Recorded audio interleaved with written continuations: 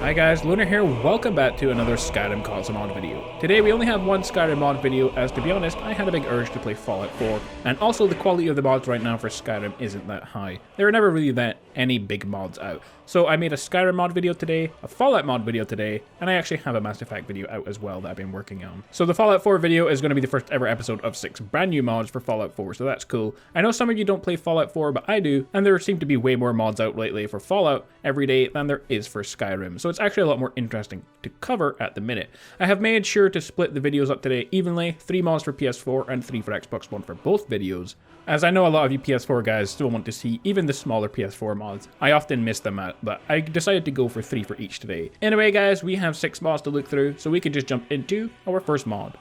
Our first mod of the day is called Better Perks, and it's a mod that tries to improve upon some of the perks in game by adding additional levels to them.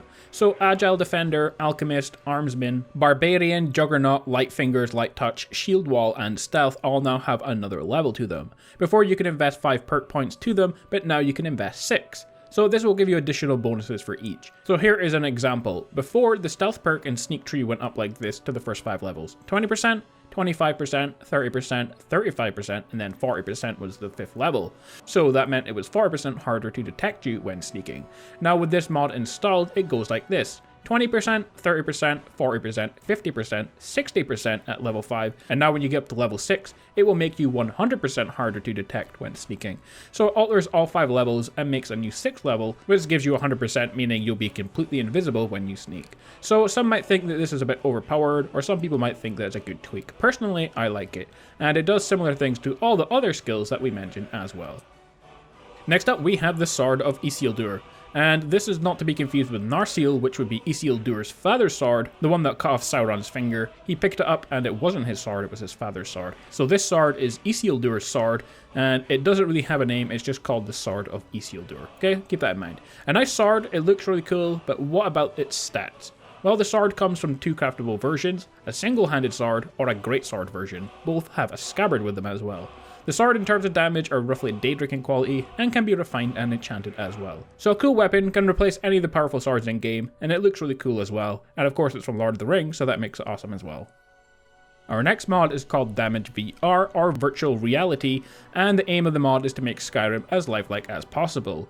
Now the mod author doesn't really help much with the mod description, but basically what the mod does is alter things to improve damage done in game, but also damage received to be more as well, so damage is way more deadly. In real life, one hit with a sword would probably kill you, well this mod aims to do that more. So now hitting an enemy will be far more deadly, but one hit from an enemy will kill you faster, if you're not properly armored. The same applies to any magic in game as well, which is now more powerful. The way the mod achieves this though is mostly by increasing weapon damage. You will see it if you craft something like a Daedric sword. For me, instead of it being 45 like it would be, it now does 233 attack damage. Also, attack speeds have definitely been increased as well. The mod will allow for fast-paced combat with split-second decisions.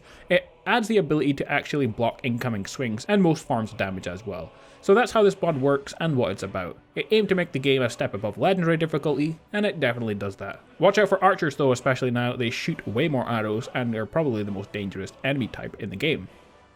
Next up we have a new follower called Danya, a warrior with a sword, an axe and shield. She also has a healing spell so she can recover herself when she gets hit, and she also has a ward spell to fend off magic attacks. She is part of the Vigilance of Standard, so that means you probably shouldn't attack her so long as she's near you and is your current follower. However, you can take advantage of this because it means if you attack anything, that the Vigilance will help you if they're nearby. You can find Danya at High Hrothgar on PC version. On console though, she is at the Temple of Mara in Riften. The follower is completely standalone, so doesn't require any mod to use it, and she has her own meshes and textures, meaning you can put her anywhere on your load order. For stats, she is good at melee, one-handed, alteration, light armor, sneak, and block. She will level up to 100, and of course is essential. Also, she uses Ysolda's voice from Whiterun in case you wanted to know. The Brunic are simple people, but are known to be illogical and quick-tempered. If provoked, they have been known to enter a savage rage that is nearly impossible to stop. They love a good joke, but may murder you if it's too hard to understand.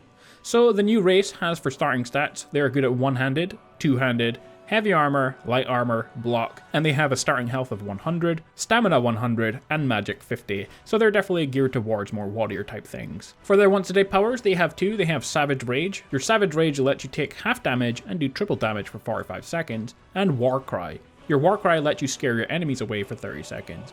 Finally, the race adds 3 new abilities. Thick Skin. Your Thick Skin gives you 25% resistance to physical damage.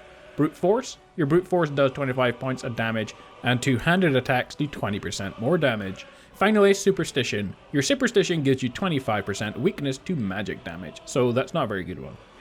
Finally, we have populated cities, towns, and villages. Each city, town, and village in Skyrim now has new respawnable NPCs with their own AI package and daily action NPCs. They walk, they sit, they go into shops, they explore the temples and the Hall of the Dead, they explore, interact, work, and so on. For lunch, and often at night, they will populate the taverns and inns around the cities.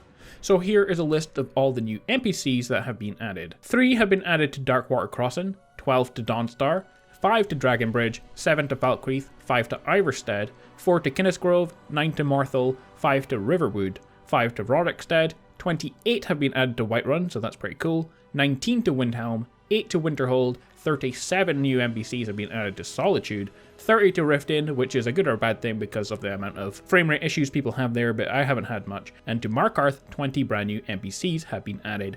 And that gives you a total of 193 NPCs added across the game. So overall, a really cool mod to download, as it makes the game feel more immersive, having all these new people in all the towns and cities.